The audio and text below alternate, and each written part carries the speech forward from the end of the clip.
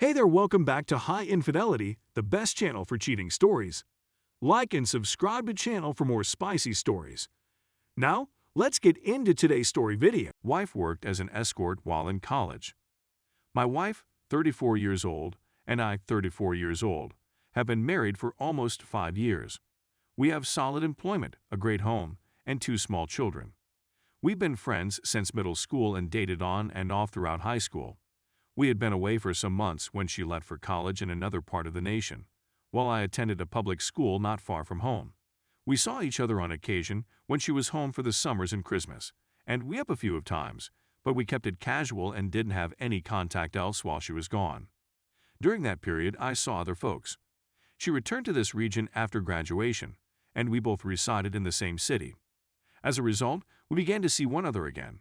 It progressed to the point where we were engaged and married a few years later.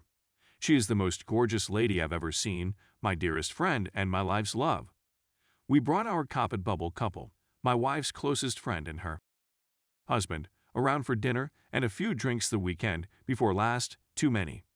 The topic of student debt and paying for college for our children was brought up. The husband said that he is still paying on his college debts since his parents didn't help pay for anything. And my wife blurted out something along the lines of yes, mine did neither. And she instantly became dark crimson. I knew she didn't have any student debts, and I thought her parents had paid for the most of it. She also worked as a waitress, or so I believed, but there was no way she could have paid for all of her schooling that way. I also observed her pal was looking quite uneasy, and they were exchanging glances. But I let it go, and the talk went on to other topics before they departed. When they were gone, I asked my wife what was going on, and she burst into tears, sobbing. She apologized for not telling me sooner, but she worked as an escort while in college to fund her way through school. She had intended to tell me when we got back together, but she was too embarrassed and worried that I would leave her if she did, so she just put it all behind, she claimed. This really took me off surprise. I asked her how she got into it, and she said she was introduced to an agency by another girl she had met at school, and it all started from there. The frequency had first been limited to only once or twice a month, but since she needed the money, she had increased the frequency. But she had been vague and evasive about how much she was asking for. I questioned her about how frequently she'd done it, and she eventually acknowledged that she'd done it a couple of times a week for the last 3 years of school. I was surprised. This adds up to hundreds of times more than you may think. She began when she was still a child or teenager. I was really taken aback. She cried excessively and pleaded with me to forgive her for what she had done. She assured me that she had been extensively tested before we reconnected, and that she had been examined on a regular basis while working with the company. I said that it was not cheating since we were not together at the time, and therefore there was nothing to forgive. I tried to calm her, but she continued to scream uncontrollably despite my efforts. In response to my question about if she had anything more she wanted to tell me, she wept some more before eventually revealing that she had done porn. What? I shouted, and she responded by saying that her agency had recommended her to a porn company in Florida, and they had flown her down there for a week. After performing 4 sequences, she returned home with her family. She'd only done it once, she said. She began screaming and wailing, and I was really taken aback at this point, but I tried my best to calm her down by saying things like "it's all right," "I still love her," and other such phrases. Eventually, she stopped crying, and we went to bed without saying anything more. I didn't sleep very well, to be honest. Our conversation about it continued the next day, and the day after that, she inquired about my well-being and asked if I wanted to talk about it, which I declined since I didn't feel like talking about it. She inquired as to whether or not I still cherished her, and I said affirmatively. And I feel the same way.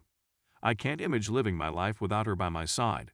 But, to be really honest, I'm having a difficult time dealing with this. Despite the fact that it's been over a week, I can't seem to get my mind off of it. The sense I get from her is that I don't know who she is at all. I can't stop thinking about those 4 scenes and how they're still visible to everyone, if they're still there. Every time I look at her, she's checking into hotels and meeting different guys. I'm interested in learning more, but I'm not sure I'm up to it. But I can't seem to get the image from my head. That's all I can come up with. We haven't had since we had this conversation. I'd want to continue. I'd like to get over this, but how? I'm certain she didn't cheat on me, but I can't shake the feeling that she did. What should I do in this situation? Is there anybody else who has had a similar experience? What steps did you take to cope with it? Story 2. My wife cheated on me during her business trip. Can we work through this? How? When my wife, 22, who is now traveling for work, cheated on me, female 22, with someone I mistaken for her friend on a night out with her coworkers, I was furious and called the police. After the event was reported to me, she said that she and the other girl were both under the influence of alcohol and were sleeping in the same bed. When the girl leaped on my wife retaliated in kind. I'm not going to go into detail, but they didn't have intercourse in the traditional sense, but they did engage in activities. Up until that point, she had been acting aloofly for most of May and June, including not answering my calls, texting me about an hour or two later, and not sharing anything with me, which was in contrast to her typically clingy demeanor. Therefore, I'd inquired as to whether there were any emotional ties between them, and she said that his being distant was her way of not having to feel guilty about being so far away from me. It didn't matter what happened. It broke my heart. For a long time, I didn't trust her to go anywhere, and we even made a pact that she wouldn't drink again until she returned home. Following that, she spent the most of her time talking on the phone with me, at work or at the gym, among other things. The last few weeks have been spent telling me how much she wants things to better, weeping on the phone because things aren't the same and she could tell I was becoming bored with her, and then striving to do more to help our marriage heal. Fortunately, I'm no longer as anxious about what she's doing, where she's going, or who she's with, but I'm still uncomfortable with things like her being out late with friends or staying up all night with a group of her friends when they travel during her spare time. She was telling me that she wouldn't be able to restore my trust until she did things like that, but it still makes me uncomfortable because I don't want the same thing to happen to me again. If this has come off as a rant, please accept my apologies. I don't have anybody with whom I can communicate my thoughts and opinions about this, and I don't want my loved ones to criticize her. What should I do in this situation?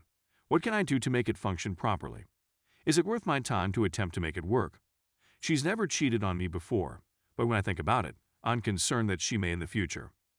According to the most recent update, the argument that you must allow her to continue behaving in the manner that led to the affair in order for her to prove herself and earn your trust is nonsensical on its face. That is something I loathe her for saying. That was not her usual defense, but recently she has attempted to justify her refusal to leave the house by claiming that doing so is controlling. When it comes to answering your question about what you can do, you may grieve this loss in the proper manner. Look for articles on the subject of bereavement. Find a therapist who can help you. Create a network of people who can provide a hand. Participate in the discussions on this subreddit. Make time for yourself to engage in activities that are healthy to your health. To care for yourself temporarily, take the time you need. I've been trying to just move beyond it. My road has been a long one, and it hasn't been easy for her or for us either. She told me that she had done it because she believed me and my colleague were having an affair and she intended to retaliate against us. How regretful has she seemed to be lately? She has explained to me several times why she made the decision she did, what she learned from the experience of betraying me, and so on. What steps has she made to reestablish her victims, your sense of safety and security? When she meets someone she loves, she will share information with them. For example, I'm going to have dinner with, insert name here, and will be back in an hour. She used to abstain from doing some things, such as going out for the night, without first asking if I was okay with it. But then she started accusing me of being overbearing and controlling. I feel she is remorseful, because she didn't just remark, "I won't do it again," but she went on to explain why she wouldn't do it again, what she'd learned, and other pertinent information, which I believe is more genuine. As much as I despised her for telling me that, as soon as I said that she should just accept the fact that I am not comfortable with some things, she accused me of being in charge.